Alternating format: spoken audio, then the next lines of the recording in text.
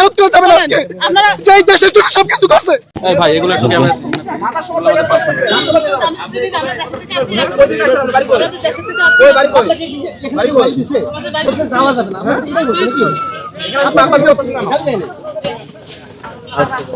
একটু বঙ্গবন্ধু বাড়ি দেখতে আসছে আজকে 15 আগস্ট থেকে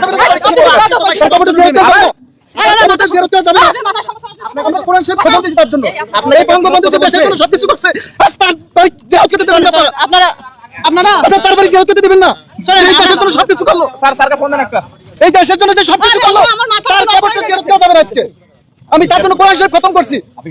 হ্যাঁ আমি জিয়ারত করতে আসছি, আমি বঙ্গবন্ধুর জন্য কোরআন শরীফ খতম করছি। আমি বঙ্গবন্ধুর কবরটা জিয়ারত করা যাবে না আজকে যে এই দেশের জন্য সবকিছু করছে, এই দেশের জন্য জীবন দিয়েছে, তার কবরটা যদি জিয়ারত না করা যায় কে পারবে? এই 15 আগস্ট তার কবরটা জিয়ারত করা যাবে না। আল্লাহর কাছে বিচার দেব, আল্লাহর কাছে। আমার নাম মাওলানা ওলিউল্লাহ, আমি আসছি বরিশাল পিরোজপুর থেকে।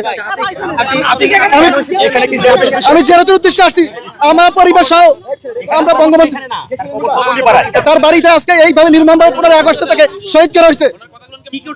আমি আসছি তার জন্য কোরআন শরীফ খতম করছি, 2টা খতম দিছি, আমি 2টা খতম দিছি তার জন্য জিয়ারত করব তার বাড়িতে। আমি তার নির্মমভাবে যারা 15 আগস্ট তার সপরিবারে শহীদ করছে এই দেশের জন্য, ব্রিটিশরা তারা এই ব্রিটিশদের বিরুদ্ধে আন্দোলন করছে, এই ব্রিটিশরা আবার এই দেশটা দখল করছে, এই ব্রিটিশ বিনিয়োগ শক্তি না না আমি করি না। এই দেশ আবার ব্রিটিশ এবং পশ্চিমা শক্তি দখল করছে। না আমাকে প্রবেশ করতে দিচ্ছে না।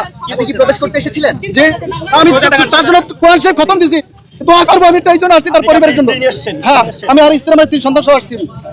এখানে জানেন না এখানে বাধা আছে বা এখানে কেন বাধা হবে এটা আমরা জানি নাকি?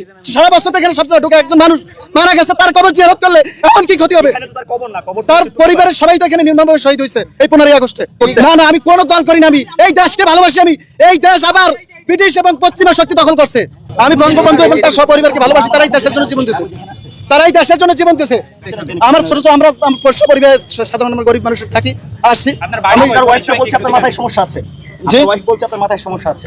আমি বঙ্গবন্ধুকে ভালোবাসি, বেশি অতিরিক্ত ভালোবাসি, এবং সে দেশের জন্য আমি তার ওই জীবনী পড়েছি। পড়ার পরে আমি দেখছি সে দেশের জন্য এরকম করছে।